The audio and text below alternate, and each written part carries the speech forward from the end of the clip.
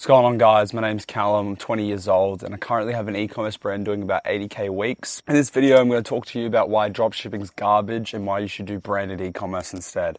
So, just real quick, just to show that I have a store. I'm not full of shit. I don't really like doing this, but apparently you have to. Anyway, so why is dropshipping a broken model? Why is it a broken model sold to desperate people? So first of all, the reason why is because it's low barrier to entry, it requires low capital, and it's easy to get into. All of that is a load of garbage. First of all, it's not a low barrier to entry, right? The thing is, if you want to do well in business, doesn't matter what business it is, this whole low capital, you don't need much money to start, is a load of bullshit. Right? How can you need money to make money. That's just the fact of the matter, right? The problem with dropshipping is that all the products that you're suggested to sell, or all the products that are dropshipping or viral, are gimmicky garbage products that have absolutely no retention. And the whole premise of dropshipping is that you just have some shitty landing page with no branding on it, and you're sending heaps of traffic to some low quality website that has no brand attached to it, with this garbage, low trust factor website with no branding on the product, right? Cool, you might get a few sales, you might make a lot of sales. If you're running paid ads, there's not much profitability. And even if it's organic dropshipping, I mean, at the end of the day, right, your whole business model relies on you finding another winning product 3 months later when your product dies, right? Which isn't necessarily easy either. So the problem is, right, you're sending these people to this shitty page, they buy it one time, they never buy it again. There's no retention, there's no LTV, there's nothing there, there's no business model. It's cool if you sell a product once, but it means nothing if they don't come back again. Because that's a real business. A real business thrives on retention and a back-end system to scale. Every branded store, right, most branded stores that do massive $1 million months, literally sell at a break even on the front end to acquire the customer and use their retention strategies like email, Google, even if they have a subscription program or like something like that, they use that to, get the profits a couple of months later from them repeat purchasing. Dropshipping has no scalability, no brand, no retention, no long-term growth, no customer relationship, and like I said, thrives off chasing winning products. So what actually works? And why do I tell people to build a brand? So when people come to me, they always say, I wanted to do dropshipping. I did a dropshipping course and it fucking failed. Why? Well, because like I said, it's a dog shit business model that doesn't work. And every guru is preaching, dropshipping, test 5 products a day and eventually one will hit. What the fucking bullshit is that? First of all, any product with product market fit can win. Right? It can win, but you got to have to stick to it and find that winning angle for that product, right? And most people don't have the patience and the dedication to stick to something until it works. Now it took me 6 months until I got product market fit. 6 fucking months of sending shit to Facebook Ads Manager and it failing. Shit ROAS, shit results, no money, losing money. And I put thousands of dollars into my brand. Right? I took a risk, and that's how you actually get a return off your investment. You have to take a risk. Stop trying to chase these business models that have no capital. Be a fucking man and get your money and put it into a business and go all in. And if it fails, so fucking what? Go and work again, save up some cash, and do it again. You want to be a miserable cunt working for someone else for the rest of your life? Or do you want to take risk and actually get results that you are actually looking for? Instead of wasting your time telling yourself that you're actually doing business. You're not doing business. You're just a grifter. At the end of the day, if you do dropshipping, you're just doing the easiest thing possible. Building a brand actually takes skill, it takes time, but you actually make money and see results that can scale further. Sorry to be a dickhead, but it's the truth. So building a brand is not selling a product. It's selling a feeling, a connection with a customer, forming an emotional connection that keeps them coming back. And when people associate these good feelings and experiences with a brand, they become loyal to it. It makes them feel a certain way. And if you are selling a problem solution product and your product is good and it works and it solves their problems, they're coming back, man. They love you. Because you're solving their real emotional problems. So they create a real attachment to you. Look, I tell all my clients the same thing. go branded. So when people come to me and they want mentorship or help or coaching, the first thing I say is, well, we're doing a branded store. And if you're not into that, then fuck off.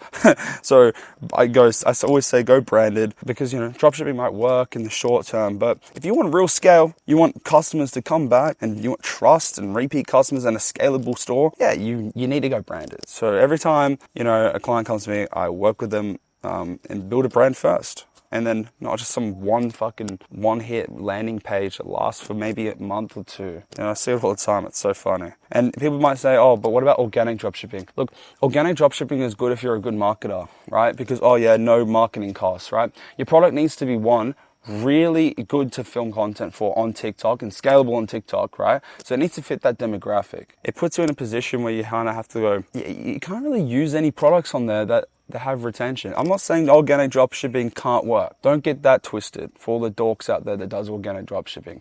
I'm sure that if you have skills, you can make it work. But like I said, have fun chasing the next winning product for a few months while I'm out here making fucking 10K plus a day minimum, if not 20K a day, scaling further to 30K days with my fucking branded store, because I'm literally running break even on ads, but I'm making 70% on my back end in profit from all the other repeat customers. Yeah, nice one, bro. Nice fucking 3K a day on your organic dropshipping. I'm about to gap you. So where do I start product-wise? Where do you start product-wise? Well, sorry to be like everyone else, but a problem-solution product, right? So the best products solve a real problem, right? Insecurity or the pain.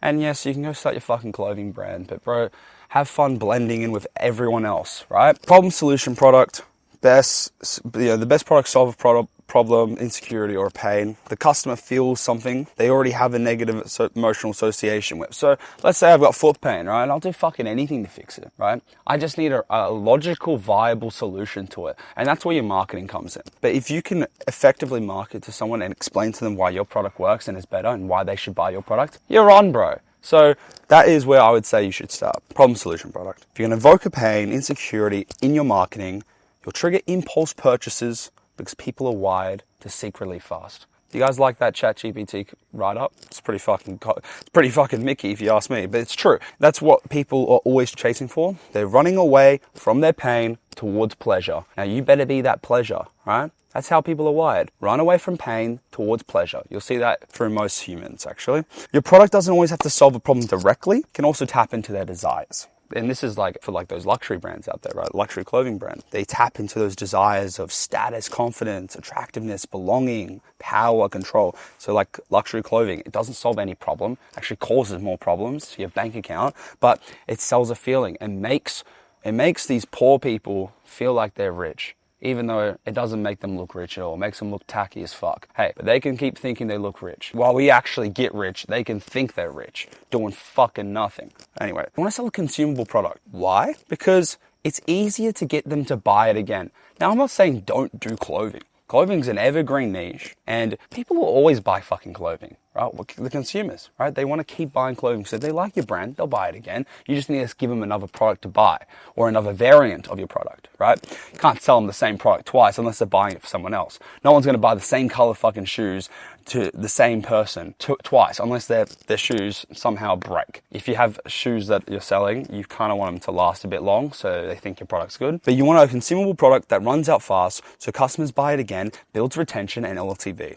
Right? So when I choose a product for a brand, I'm looking for around 1 to 3 month repurchase cycle, because you know why? It's perfect for the subscription model. And that's kind of where I always go for a brand or a product that has a subscription model attached to it.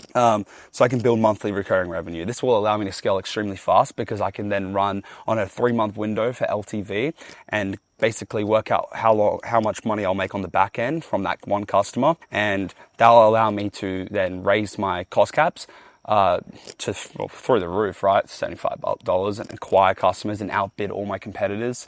And yeah, I lose money or break even on the front end, but that's a subscription that's going to keep coming back, and I'm going to make them stay from 1, having a good product, 2, having a subscription program in place where I keep giving them free gifts and perks with the subscription. And 3, really good branding, really good experience, good shipping times, good customer service. That is how I build LTV with subscriptions. Once you know your 3-month window, you can have a strong retention program, run break even on ads, let subscriptions drive your long-term profit. And this gives you a competitive edge because you outbid your competitors on paid traffic, you acquire more customers and feed the top of funnel, which obviously feeds your funnel, right? If you're spending heaps of money on a top of funnel ad, they'll allow you to scale your meta funnel, and then you can then use your retargeting ads to collect them. Maybe you have offer ads and stuff like that. And then from there, once you add the marketing on point, you then focus on retention, right? Through a great product, good delivery times, whatever.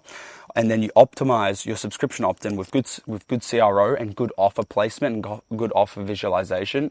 And, well, just having an irresistible offer that makes them feel like an idiot if they don't do it, right? That's the type of product I'd go for, consumable. Now, product market fit. So people always go, oh, I need to come out with some, I can't think of an idea. What do I do? Like, I can't think of a brand new idea. Look, stop trying to be the next Steve Jobs, the next Bill Gates. Get your head out of your ass. All you have to do is see what's working. I'm not saying copy it. This is where the skill comes into place, because I'm not saying go and copy the person that's doing well already. The last thing you want to do is copy them one-to-one, right? You can take their product and give you a little spin on it, your little twist, right? Look for products that are selling, spy on successful brands in that niche, and all people who are selling to the same audience, because their marketing and the motions that tap in and the way they market to their customer is similar, and also can be used for you as well. Spy on the successful brands, analyze offers, creatives, pricing, landing pages, reviews, super important. And you don't need to reinvent the wheel. Just identify demand for a product and position your product to grab a slice of the pie. Go after a different audience with the same product. And how do you thrive in a niche or that's like really saturated? Branding.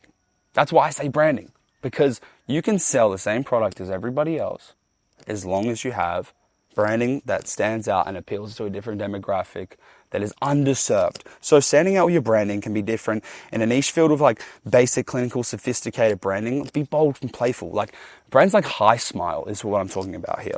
You go and look at a toothpaste aisle few years ago, right before they were in the supermarkets. It was filled with all this clinical Colgate, Oral-B, whatever the fuck, right? They're all clinical looking, medical looking.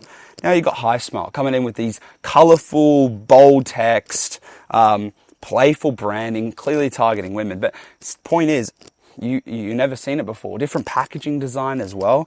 So in an industry filled with medical branding, High Smile stood out dramatically with and built a massive empire, right, out of just standing out differently. Obviously, there's more to it than that. They obviously were unique in the market for having different flavored toothpaste, etc. And also teeth whitening, blew them up on Meta, and then that's how they went to that SKU. But the point is different. The point is they're different, right? In a market that's filled with the same, they were different. You can sell to the same product, but to a different audience. So, example, right? Now, I'm dropping a bomb here. You got hydration supplements. The primary market I typically see, athletes, fitness enthusiasts, sold for electrolyte balance, performance and recovery. You take that exact same product and you then start selling it to women aged 45 to 55, reposition it as a health and beauty supplement. Bro, honestly, I reckon that'd pump better than the athlete one. You can say it solves wrinkles, low energy, fatigue, headaches, brain fog, hot flashes, night sweats. This is an example I always use, but it's true. See how you've completely just changed that product from what it's typically known as a hydration product for athletes. You just switch up the branding, switch up the messaging, and now it's a beauty product, right? And you can do this with so many supplement products. You can do this with so many products. You just got to think a bit out of the box. Now, this is a completely random idea. I'm not saying you should do blue light glasses, because fuck me, what's the retention on that? Nothing. Anyway, office workers, students, gamers, dorks who are on their phone too long. That's the primary market. And it's sold for what? Reducing eye strain, headaches, better focus during screen time. I guess also like just block blue light, whatever, right? If you market it towards parents of kids that are like 6 and 16, repositioned it as a protective tool and like fear-mongered the shit out of them, saying how like blue light damages their retina and it's all this garbage about how causes long-term damage, which honestly, it's probably not even garbage. It's probably true, right? But if you do that, you've just completely sold a generic product that's sold to all these, losers practically. And now they are, selling it to parents. And oh my God, selling it to mothers, age 45, 55, whatever, they'll do anything for their kid, because they're so emotionally connected to protecting them, right? It's in their instincts too. If you show them how, and these days, oh my God, 3-year-olds know how to use iPhones. So imagine that. Imagine selling glasses to that audience. Genius idea. Honestly, you should be paying me for these ideas, guys. Now, offer. How to win in a saturated market. So you don't need to invent necessarily a better product. You just need to position it better. You just craft, and you just need to slap a better offer around it. So in a saturated market, most products are similar. But what separates winners from the rest of them is how the offer is perceived, right? The perceived value is super important. It's probably one of the most top 3 important parts of your store. So a better offer wins because people don't buy the product necessarily, they buy the deal. The consumers constantly compare, what am I getting here, what am I getting there? You know, the brand that delivers the highest perceived value wins, even at the store. When you're, subconsciously looking to make a purchase decision on toothpaste or whatever the fuck, when you're looking at like 5 different toothpastes, your brain's looking at which one looks the best, which one looks the most value for money, right? Or, different consumers, different sort of decision making. But, at the end of the day, it goes down to this perceived value. So the brand that delivers the highest perceived value with their offer wins. And it's and even at a premium price, because people are always looking for a good deal. So ways you can improve your perceived values: have free gifts for purchase. It makes the total order, especially for high AOVs, like big bundles. If you slap in a few free gifts in the first order, it makes it feel so much more valuable, right? It just makes you good value for money, right? Because they're getting a lot, for a good amount of money, right? And it kind of just like pushes down on that price objection. Yeah, I'm spending $100 with, these items, but I'm also getting free gifts, right? And it helps you not lower the AOV. Now, if you put that and attached it to your subscription, so only if they subscribe, they get that, hey, your opt-in rate's gone to 60%. So bundling, buy 2, get 1 free, starter kits that feel like more for less. It encourages bigger carts and easier commitment. I mean, bundling is the way to go, guys. If you want to have a high AOV, if you can bundle your products together, definitely do it. It allows you to then have high AOV, which then allows you to spend more on acquiring customers, and you get the gist. Discount strategy. So tiered discounts, 15% off one item, 25% off 2, 30%. This incentivizes people buy more because they feel like they're getting more for less. So it, drives urgency to increase the AOV. So yeah, have that as well. Subscription perks, yeah, like I said, having the free gifts or the discounts on the subscription. It's what we do. It's what everyone does.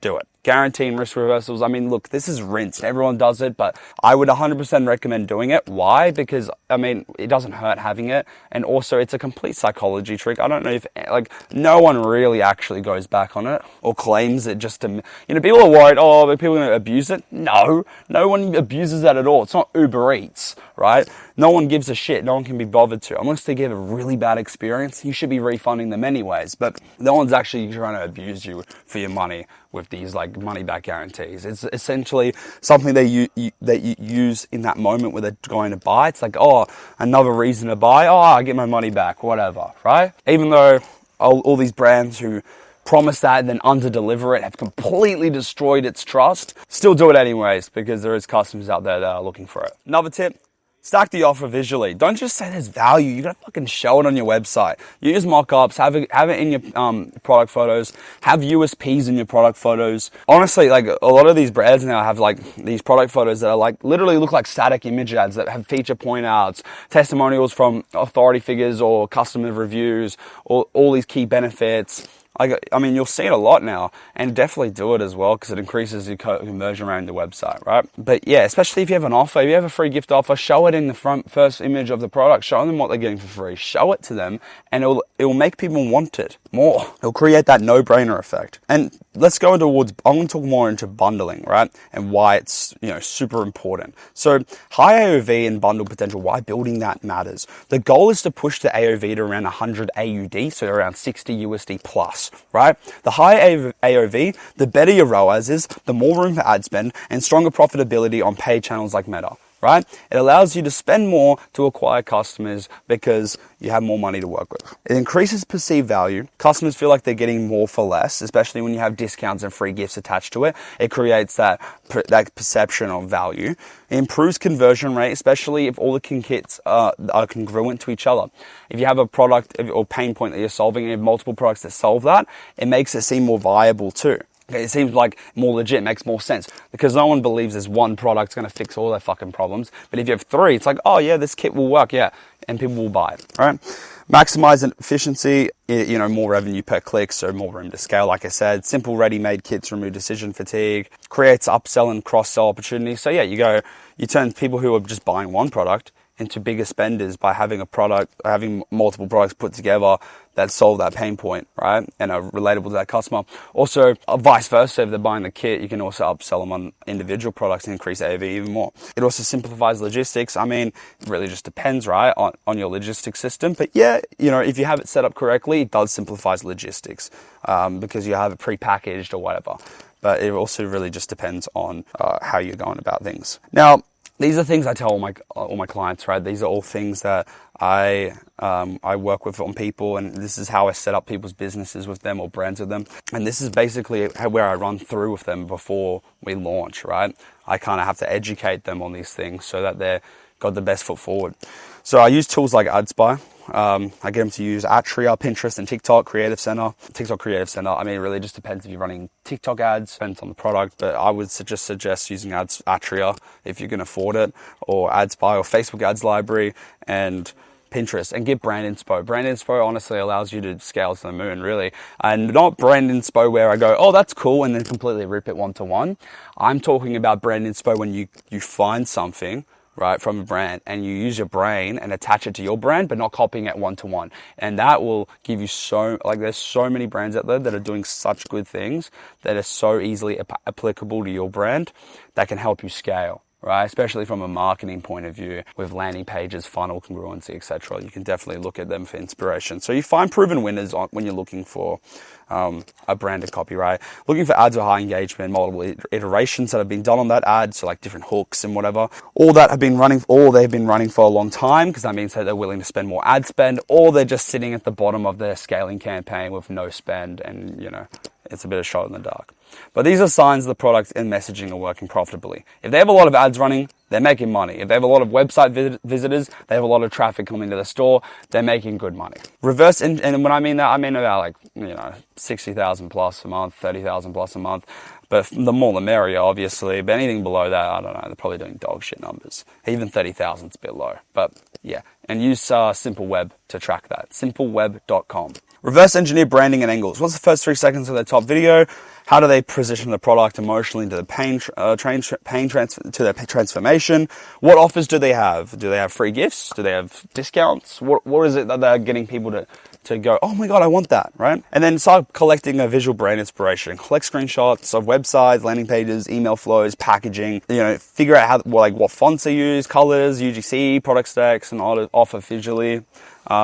And when it comes to branding, you just work with a brand designer on Fiverr. It's not that difficult. You just go and look for a good quality one that you want to work with, and you kind of show them your inspiration, with what sort of angle you want to go down with in terms of design, and they'll build it out for you. And the thing about brand design is that it really doesn't matter what you start with. Obviously, start with your best foot forward, but you can always improve it. It's not like the end of the world. You can always rebrand. So yeah, don't be so stressed about being perfect. Just fucking start, bro. That's more important than anything.